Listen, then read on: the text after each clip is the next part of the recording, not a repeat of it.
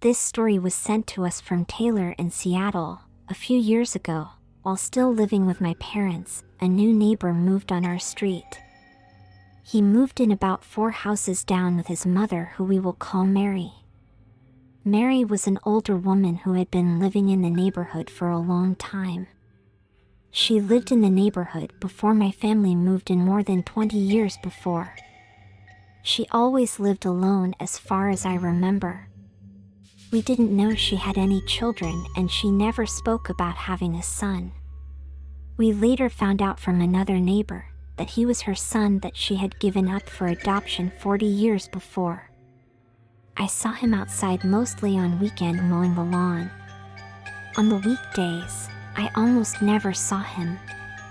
On the few occasions when we saw each other, he would always look at me in a strange way which creeped me out. I would always wave at him, and he wouldn't wave back. Some of the other neighbors thought he was strange too. Before he moved in, his mom would always socialize with the other neighbors. Once he moved in, we almost never saw her. I remember my mom would always go over and bring her food at least once a week. One day, my mom decided to stop by Mary's house since she hadn't seen her in a few weeks.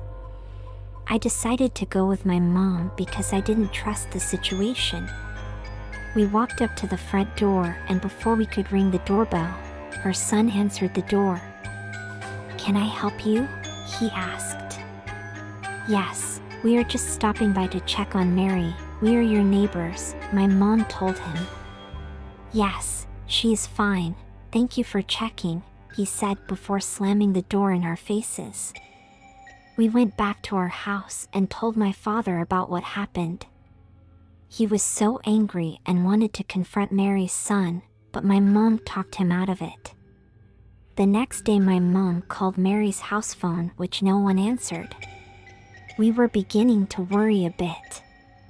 My mom suddenly remembered that Mary had a niece who lived in Spokane and visited her once a year. She called Mary's niece, who answered the phone almost immediately. My mom explained to Mary's niece that we went to visit Mary and her son wouldn't let us see her, and that we haven't seen her outside since he moved in. We were so shocked when her niece said, "Aunt Mary doesn't have a son." The call with Mary's niece ended quickly, and shortly after the police arrived. The man who was supposedly Mary's son was walking out of her house with handcuffs while Mary was transported by an ambulance. A few days later, Mary's niece called my mother with an update. The man who was posing as Mary's son was actually a scammer. Mary had been the victim of a phone scam, and she had been sending this guy her money. She also began trusting him, and once he learned that she lived alone, he showed up at her door one day. He had been forging her checks and had stolen more than $10,000 from her accounts. He was even in the process of having her sign her house over to him. He was drugging her with sleeping pills and alcohol shots so she would be disorientated. He locked her in the house and wouldn't allow her outside to socialize with any of the neighbors. I still can't believe that something like this happened in my neighborhood in front of us all. Mary never returned to her home and ended up moving in with her niece in Spokane. If anyone out there has elderly neighbors who live alone, please check on them. Stay spooked. This very creepy story happened to me more than 10 years ago, and I have never been able to get over it since then. The house next door to me was owned by a man who we will call Steve. Steve owned the home that had been in his family for more than 100 years. He had no interest in living in the house, and he rented it out. I grew up right next door and had lived there since I was a baby, and at the time of this story, I was 24. Over the years, I had seen many of Steve's tenants come and go. Most of them were nice and friendly, and we never really had an issue with any of them. At the time of this story, there was a tenant living in the house next door who we will call Jacob. Jacob was a little strange and kind of kept to himself. One day there was an altercation outside between Jacob and Steve, and the cops were called. I overheard the argument, and Steve was telling Jacob that he wanted him to move out immediately. Jacob told Steve that if he wanted him out, he would have to go to the courts to evict him. That's when Steve threatened to shut off the utilities and began calling Jacob a squatter. I guess the squatter comment really made Jacob angry, and he lunged at Steve. I will admit, I was scared for Steve because Jacob seemed like he could really do a lot of harm, so I called the cops. When the cops came, they de-escalated the situation and Steve left. Jacob remained outside where he smoked what appeared to be 2 marijuana joints. The next day I heard a knock at the door, and when I looked through the window I saw that it was Jacob. I was quite surprised and a little nervous, to be honest. I opened the door and he greeted me with a smile that seemed forced. I said hello and asked him if there was something I could help him with. That's when he explained to me that he had an upcoming drug test for a job and wanted to know if it would give him my pee. When I told him no, he offered to pay me for it. I quickly slammed the door in his face and called the police, who told me there was nothing they could do and I should call back if he threatened me. A few days later, my family and I went on vacation to the Caribbean. We were gone for 1 week. After our vacation, we returned home to find that our front door lock had been compromised. My dad told my mom and I to wait on the porch while he went inside to see what was happening. A few minutes later, my father returned with Jacob. My father was yelling at him and telling him that he should never come onto our property again. Jacob walked next door without saying a word. We called the police. They came very quickly and went next door to arrest Jacob. It turns out that he had been staying in our house while we were on vacation. He had apparently taken turns sleeping in every room. He showered in our house. He ate our food.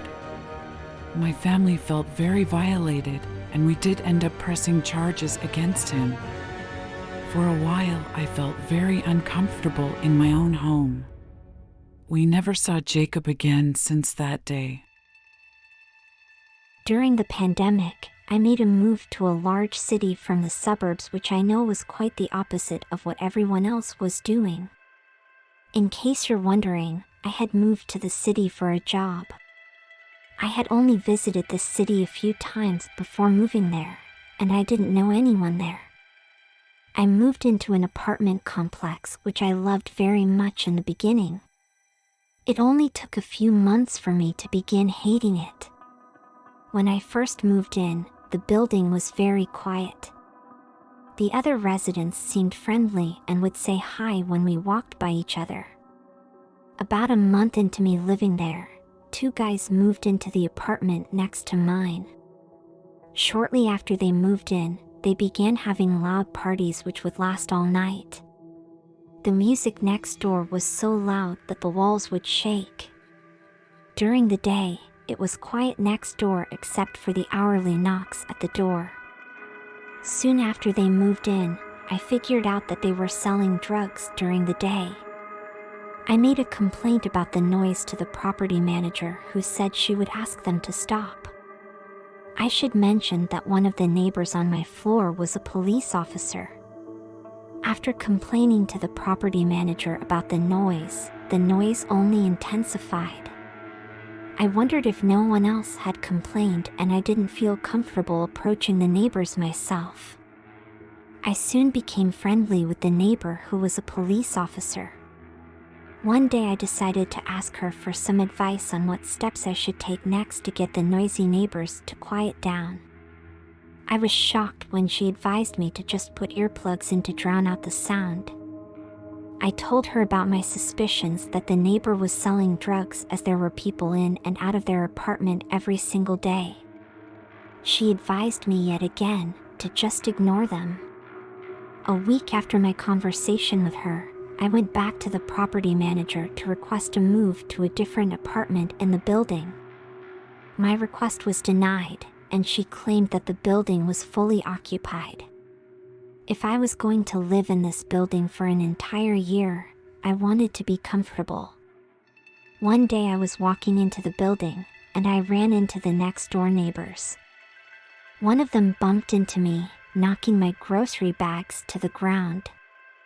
He said, "I see we have a snitch in the building." The other guy didn't say anything, he just stared at me angrily. The one who spoke said, "I heard you've been talking about us." I told him I didn't know what he was talking about, and he said he knew that I had been blabbing my mouth about their business. He told me that I was wasting my time complaining about them because they had friends in high places. The neighbors walked away, and I picked up my bags and went into my apartment. I called my sister who lived an hour away to tell her what had happened. She told me to report everything to the police. She also offered for me to come and stay with her and her family. At the time, she lived too far from my job, and I just didn't want to commute. While I was on the phone with my sister, I looked through the window and was shocked at what I saw. The guys next door were standing outside talking and laughing with our other neighbor who I told you is a police officer. It was obvious that they were friendly with each other, and that's when I concluded that the police officer couldn't be trusted. The next day, while I was walking to work, I noticed a police car following me. When I looked over, I saw that it was my neighbor. She parked her car and watched me as I crossed the street, then her lights went on. With her lights on, pulled to my side of the street. She exited her vehicle and informed me that I was being cited for jaywalking. She wrote me a ticket and drove away. I felt like I was being harassed by not just the two guys, but also by her. I went to work that day and told my coworker what happened. My coworker once worked as a private investigator, offered to investigate my neighbors to find out what was going on. A week later, my coworker gave me some shocking news. It turns out that my next door neighbors were brothers, and the police officer was their sister. I told my coworker that I was planning to report them to the local precinct, and he advised me against it. He found out that the police chief was the uncle of the police officer and the two drug dealers who lived next door to me. He told me that from his experience, I would only be setting myself up for more harassment and maybe even worse if I reported them.